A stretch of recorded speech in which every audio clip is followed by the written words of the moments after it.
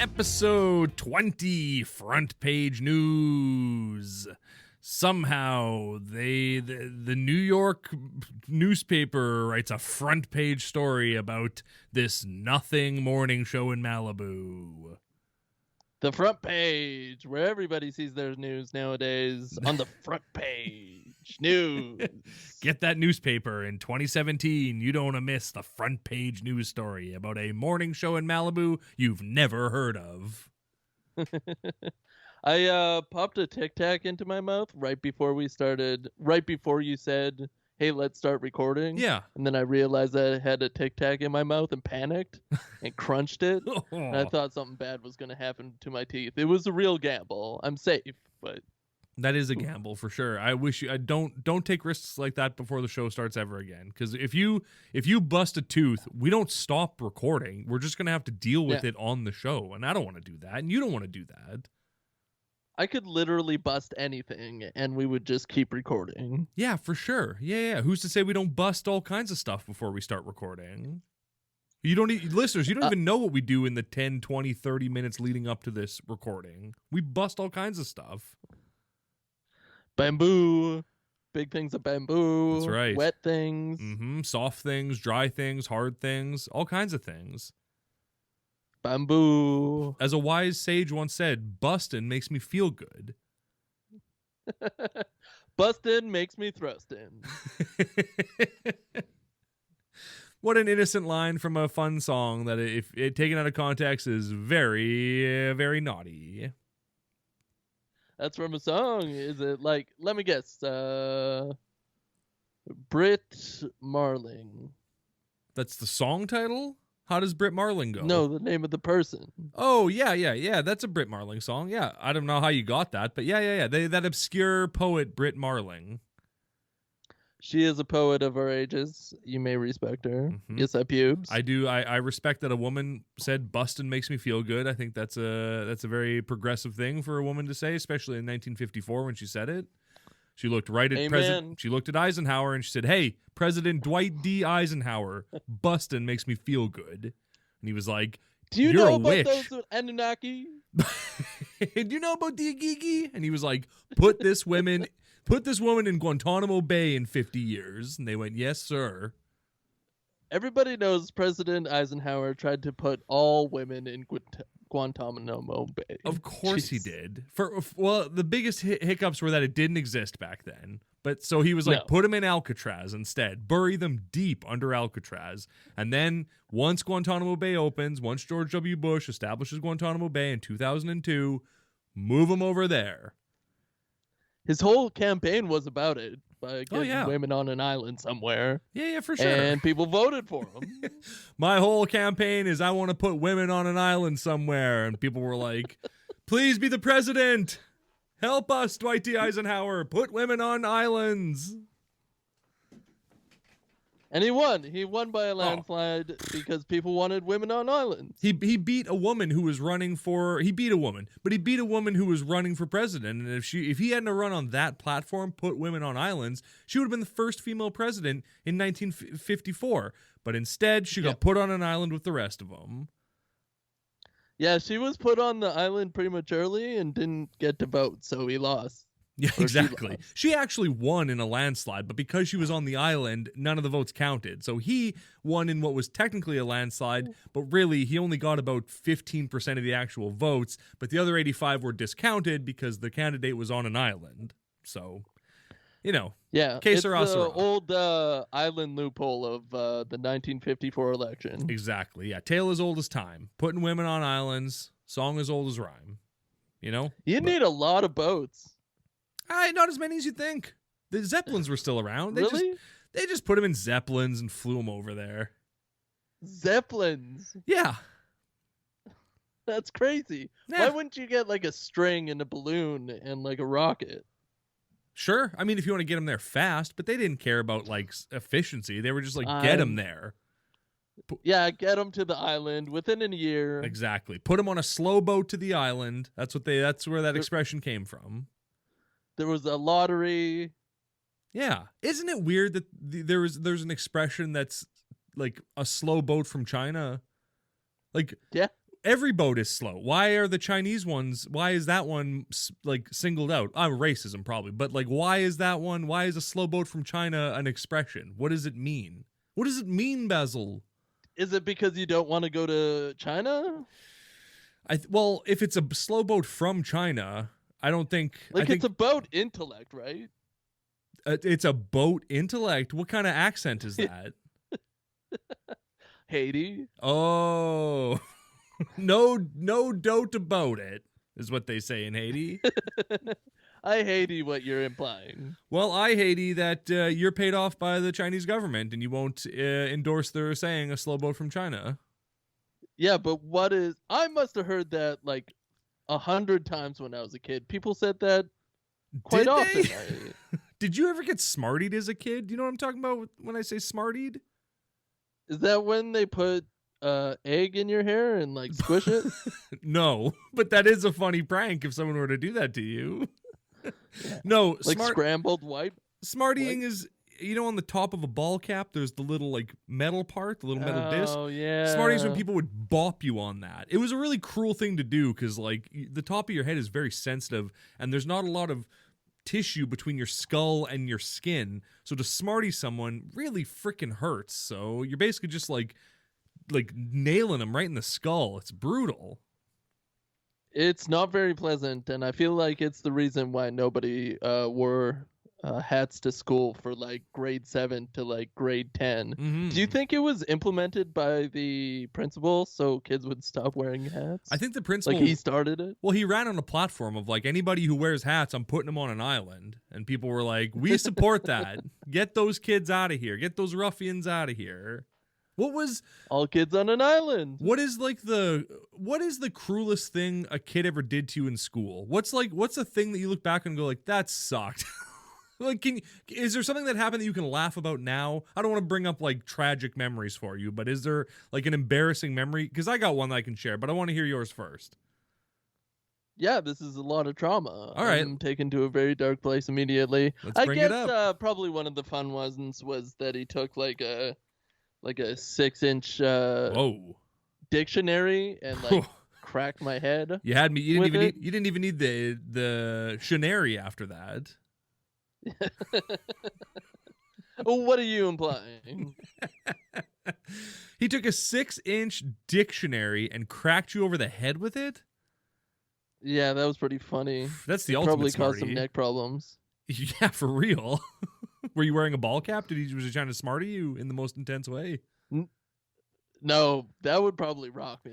That would probably send me to the grave. Like, oh yeah, for Getting sure. Smartied with a book? Oh, what was the reasoning behind that? Did he? Well, for fun, he said. Did he say something cool like "get smart, dummy," and then he hit you with a dictionary? No, he said "get dumb, smarty," and then he hit me over the head. Mm-hmm, hit a little tiny metal disc right into your skull. You were like, "Thanks." Yeah, a little tiny metal kid. Exactly. Which was me. He grabbed a 6-inch dictionary and he jammed it into your head. I remember saying dictionary in like grade 4 and just loving it. Oh, I think I did it for a whole day. Right? Until the principal was like, if you keep saying dictionary, I'm going to put you on an island, little boy. He started it. You're like, we live in Haiti. Of course, we're already on an island, you jabroni. We're on freaking like 3 islands at all times. We're on freaking island time, man. Don't even worry. It's 5 o'clock somewhere, dude. It's all good. Yeah, that's how I talked to my principal when I was 7 years old. Hey, bruh. I wasn't scared as hell. We're on island time, bruh. Hey, bro, settle down. Yeah, don't even worry about it, bro. We're good. We're on island time, all right? My dad's hammered already. Keep it irie, right? Guy. Go work in the cane fields, brah. You bumbleclod. Hey, principal, go work in the cane fields. Yeah. Sugar cane's the number one export. Right. It's the number one export from Haiti. You sure? Nope. I don't know. Look, confidence is key, all right? If you can look someone dead in the eye and go, sugarcane's the number one export from Haiti, even if you're both wearing sunglasses and you can't see into each other's eyes, and you can sell it to them, brother, you can sell anything to anyone. I don't hate the idea. Thank you. Not at all. Do you want to hear my embarrassing story that I can laugh about now? It's way less. Well, it's not.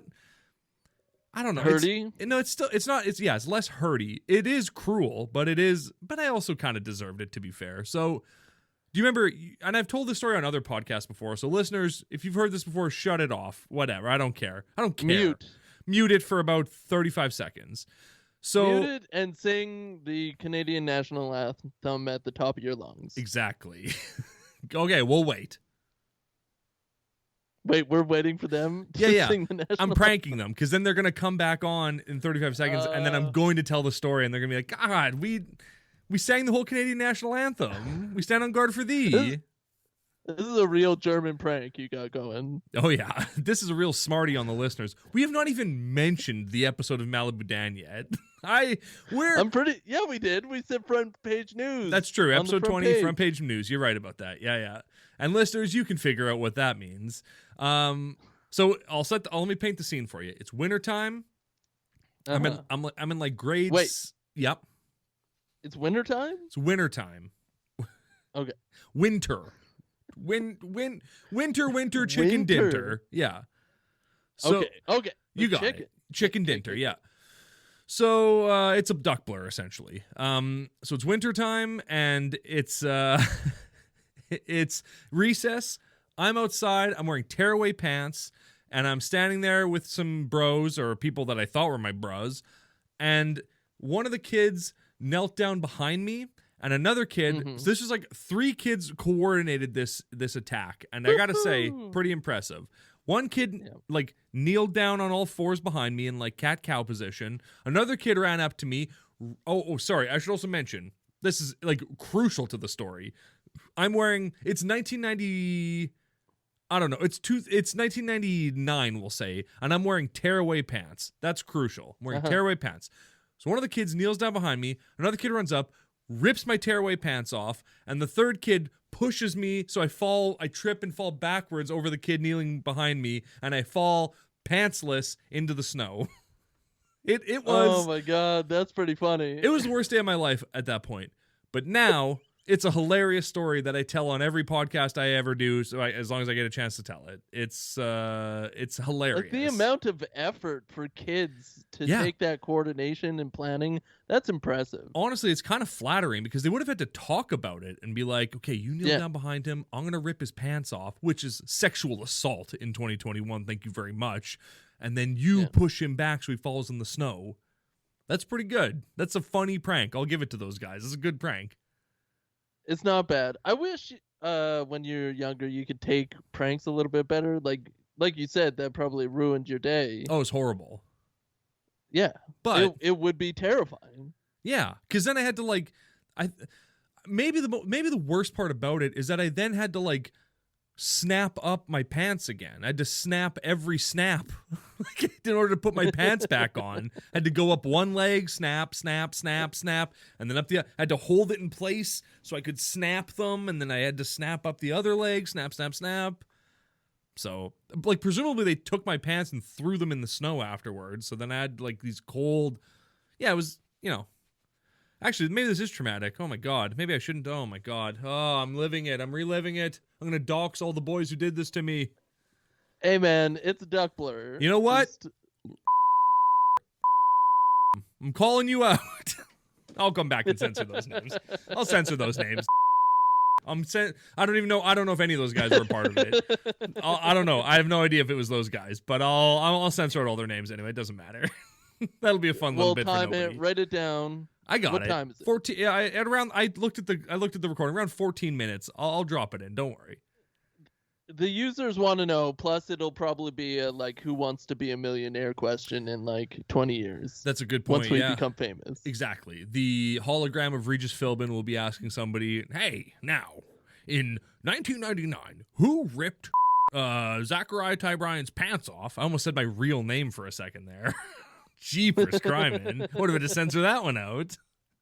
It's the sunglasses. You're feeling yourself. Yeah, I feel so cool. Plus, I'm wearing a Hawaiian shirt. I'm living on island time, bro. From Hawaii. Yeah. Well, I don't know about that, but yeah, sure. Yeah. Is it really a Hawaiian shirt then? That's a good point. Yeah. Well, it's not a Tommy Bahama shirt like Reggie wears. Hey, welcome to this week's episode. 15 minutes in, let's start talking about it. Eh. All right. What else you got? You got any more childhood stories you want to share? I feel like that we run out of gas on that bit. Anything else you want to talk about? Yeah, I did get stuck in mud once, and somebody had to rescue me, and somehow, like, my pants got all dirtied, and it gave me, like, pants out of the Lost and Found. I mean, I don't think you need to say somehow my pants got all dirty if the sentence before you said I got stuck in mud. I think that's pretty self. Yeah. Unless, did you poop your pants and then you're like, I got stuck in mud? That would be a really big mind fudge, because I remember every single moment of me getting stuck in that mud with my rain boots on. Oh, okay. So you were trucking through mud in rain boots. The boots got stuck. Yeah. That's terrifying. And I had to, like, cry and ask for help. Did someone just walk into the mud and pick you up, or what happened? How'd you get out of that mess? I think some adult was, like, just going normally through mud, and this, this kindergartner couldn't do it. Just got stuck. When was the last time you pooped your pants? Real talk. I think I was 9. Oh, wow. Oh, mine's way more recent than that. Like, I've come close. Oh, boy, did I come close when I was training for a half marathon. Ooh. Nightmares. I still think about it every day. Did you ever run that half marathon? Yeah. Oh, nice. Did you poop your pants while you were running the marathon? No. Did you pee your pants? But I wanted to, because it makes you go faster. Well, and if you pee your pants, you're just like a professional at that point. Did your nipples chafe so hard they bled? A couple of times during a couple of runs. Nice, nice. As they the get great used Jay-Z to it. said. You know, like anything. They callous up. It's like a guitar player's fingers. Yeah. You could play a guitar with your nipples, is what I'm saying. That's why you want to run with a little bit of sandpaper on your nipples when you start, so they can start getting used to it. Oof, that's rough. Well, you don't even have to do that while you're running. You could just lay on your couch and do that yourself, and just rub sandpaper on your nips. But I live in a glass house, so everybody would see. If you belt sanded off your nipples, they wouldn't grow back, right? Like, that's not something that would heal, right? You'd just be nippleless in Seattle. We need to ask a pro. All right. If you know a pro, hit me up. Hey, listeners, if you are still listening for some reason. We should sell nipple pasties on our OnlyFans. That's not a bad idea with our nipples or with other custom. Yeah, okay. I'm down with that. Yeah. I think that's a good idea. I think that'll sell. I think that is a good idea. Yeah. I'm waiting for, we got to sell feet pics, my dude. Make some sweet buku bucks with that. Yeah. Let's get them up there. Why not? My feet look weird. They kind of look like, I don't know, metal. Like you're in the outer limits and aliens they've released a virus that turns your skin into metal so that when the sun explodes, you survive somehow. Yeah. Okay. Yeah, that's cool. Exploding. Right, of course. Yeah. Please stand by, of course. All right, can we talk about this episode? Are terrible. Can we talk about the episode now? I don't want to. Yeah. We ran out of gas. Let's talk about the episode. Yeah. This is going nowhere. I brought them up. What did you bring up? That Holiday is a real B in this episode? Everybody's acting like a selfish piece of crap in this. Everyone's insane in this episode. This is such a weird episode. So the gist of it is, in order to get the ratings up, Bam has hired a reporter from a New York magazine or New York newspaper, to come write a front page article on Wake Up Malibu. And that's going to get the ratings up somehow. Like why would a New York newspaper make people watch a Malibu morning show? That I don't understand how that works. Well, they bring up wakeupmalibu.com earlier in the episode. Yeah. And then Bam Wallets is screaming about getting clicks on Twitter for some reason. Just, tweet, yes, I super pecky. That'll get you a bunch of likes. I mean, I have a feeling at the time of this episode, when this episode comes out, our Twitter will still be shut down. Oh, yeah. I checked earlier. It's definitely shut down. It's never coming back. Yeah. But then they get a paper person. Like, it seems like they're trying to push technology, and then they get some guy from the paper Yeah. to come and write an article. They don't get Shane Dawson to show up and do a YouTube video about them. They don't get Logan Paul to come on the show and be like, hey, I don't know anything about Logan Paul. Yeah, get a TikTok tween on there. Exactly. Get someone to bring in those pedophiles. We need those TikTok tweens. Come on. Come on. Well, you know, old people need TikTok too. That's true. Well, maybe not. Did you like when Dan's like on the show, he's like, follow our social media pages, and then he holds up his phone and the lock screen on his phone is just a picture of his real life daughter and not Emily, and you go, that's weird. That's in the continuity of this show, you have a picture of you like Emily's friend as your lock screen. That's really bizarre, Dan. That doesn't make any sense. That does not pass mustard in my books. No. You gotta call the popo about that. Boo, call the popo ho. 3 months ago, right? Y'all remember Medea and how great it was? Oh man, that was so good. It blasted us off into space. Oh yeah, we met Tyler Perry. What could be better than that? We got to visit the Diary of a Mad Black Woman's house. It was amazing. Yeah, we got to check out every single room. We got to see the chainsaw. Yep, we got all the things. We got to cut Tyler Perry's furniture in half, and then he dragged us out of the house, and we were going, "No, this is my house." That's a part of it. We paid for that. Exactly. Yeah. Hey, here's a sad realization I had watching this episode. Arlen is Dan's best friend at work. He's like the most normal best friend one. Like, maybe, but like he's the one that Dan turns to all the time. He's the one that like him and Dan like kind of kibitz about stuff. He's the only one who's not like a caricature. Unless you count being a character of a sad 50-year-old man as a caricature. But like he's the most grounded. He keeps Dan grounded at work. And it's like it was such a sad realization of like, oh man, this is who Dan turns to when he's like struggling. It's so sad. That's very sad to me because I hate Arlen so much. I guess hate's a strong word. I don't hate him. You hate him. I hate him. Yeah. That's a more appropriate word, I think. He's so sketchy and weird looking, and he's so high energy in the wrong sort of direction for me. Well, that's the Heller method for you.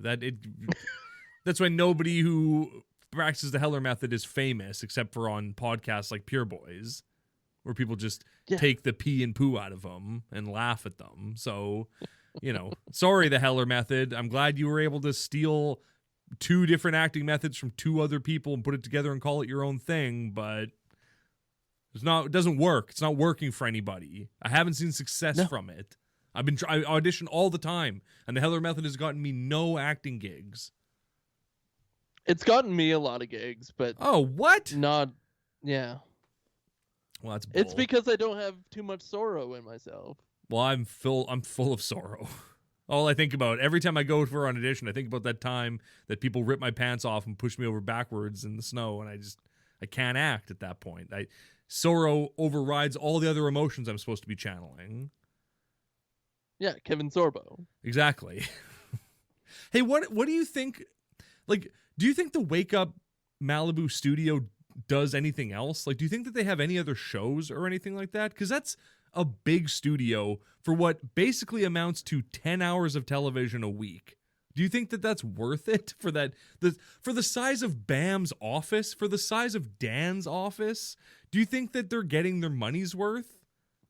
I feel like the building looks like there's a bunch of radio stations in it. And not really any other TV shows. Like it's a weird building. It's a beachfront building, though. Like Bam's office looks out over just water. There's not even beach. He just looks at the ocean from his building, and it's just, how can you afford this place? You're the lowest rating morning show, the lowest rated. Everybody hates Wake Up Malibu, and they know it. But somehow they have this giant building that they work out of. I don't get it. Apparently money breeds money. But they're all broke except for Bam. And I think like Bam's a billionaire or something, but he runs a failing business that he should just plow to the ground and make it into a parking lot because it'd be way more successful and useful to society. Did you like that when the New York reporter showed up, his microphone just like wasn't on? Yeah. Like in his audio. He looked like a ghost. Like Like his audio, they edited him in there. Yeah, this was just his audio for like the first 10 minutes that he's on the show. Just like, hey, what's up? Hey, whoa, what's going on, guys? You're on the, hey, don't mess around. I'm going to keep talking over here. It was very strange. And I think that happened for like when he was in the studio and when he's at Dan's place. Like it eventually gets corrected a bit, but like Yeah. I guess it's I guess his volume was turned down for half a day. I don't know. It's just so sloppy. Like, what do you do? How did nobody notice that? And then the edit. He barely has any lines to begin with in that opening scene with him. So just cut out his lines then and just make him this silent, weird person. He does look like a silent, weird person. Look-alike. Oh, wow. I look like a silent, weird person. Did you like when Dan and Holiday were arguing and the reporter goes, "You sound like a married couple." And then later on in the scene, Dan goes, "I have one wife." And he looks at Holiday and then they kind of like smile at each other and he goes, "And it's Kate." And you go like, the fourth wall is crumpling right now. I don't like it. Yeah, I put that all in capitals. It was kind of dumb. They seem to wink at each other emotionally. Yeah. Who is that for? Because I don't think the average person, well, no, I shouldn't say that. The average person watching Pureflix probably knows as much about these people as we do. Like, we're intimately. obsessed. Oh, for sure. Yeah. Into me, I see. Hey. Thank you. Check out Rodden. Hey. So then this reporter follows Dan to his house to like see how Malibu Dan lives. Yeah, why? I don't know. It's dumb. You want to meet my wife? I thought that was a weird situation. I only have one wife. And this reporter is a big deep throat type of guy. He wants to get to the nitty-gritty. Is he ever?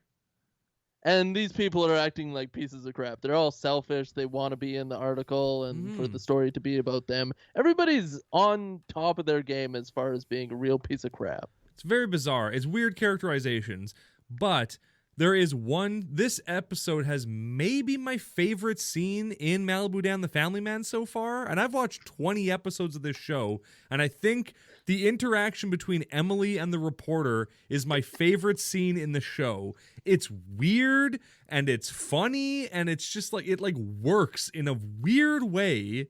So he follows down to his house. It's art. It is art in a weird way. So Emily is like all excited and it's not going to translate at all when we do it here, but like Emily is like excited to meet this reporter and she's like, "Hey, you're a reporter.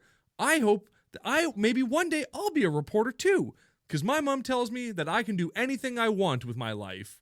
And the reporter just goes, "Yeah, you can do anything you want." Like, it just like doesn't seem to care.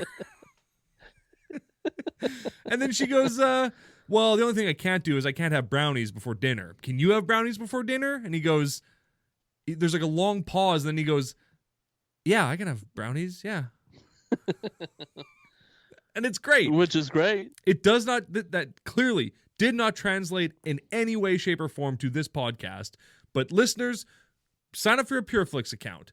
Watch either Malibu Dan the Family Man, episode 20, or Malibu Dan Reloaded, episode 7. Whatever this episode's called. I don't even remember anymore. Who cares? Yes, Little Fish? Yes, Little, yeah. In New York.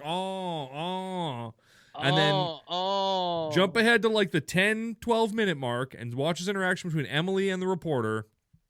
It's great. It's beautiful. I love it. I write the truth, little girl. Yeah. The city never sleeps. Better sleep you and Ambien. Right? America, baby. America. Did you like Dan's suit at the end of this show? Man, I loved Dan's suit. I wrote down, I want that suit. I really like that suit. It's like powder blue. It's great. Yeah. It's like a modern... It was kind of the suit I was looking for my wedding, but I couldn't find that kind of very elegant dusty gray blue. Yeah, it's a dang nice suit, and he doesn't wear it that well, but like I would wear it better, I think. With my lumpy, misshapen body, I feel like I would wear the heck out of that suit. First live show we do, we should get suits like that, and definitely a tie like that, because that was a Slitheracci special for sure. I'll admit, I didn't like the tie. I thought the tie looked out of place with the suit. I feel like a different shirt and a different tie would have pulled that suit together a lot better, but fair. The tie was a little gauche. Yes. But I kind of got into it a bit. Okay. All right. Okay. Holiday Don't Sinclair, hate on me. Holiday Sinclair is being insufferable to everyone. She's like refusing to talk to people like a child. And it's like, I don't talk to anyone. I don't talk to you, Arlen. I only talk to Reggie. So if you have any questions for me, direct them to Reggie and he'll tell them to me. And Arlen should have been like, no, you're talking to me. You're an adult and I'm an adult and I'm not playing this game with you. You could be replaced. The show has been on the air for 3 years.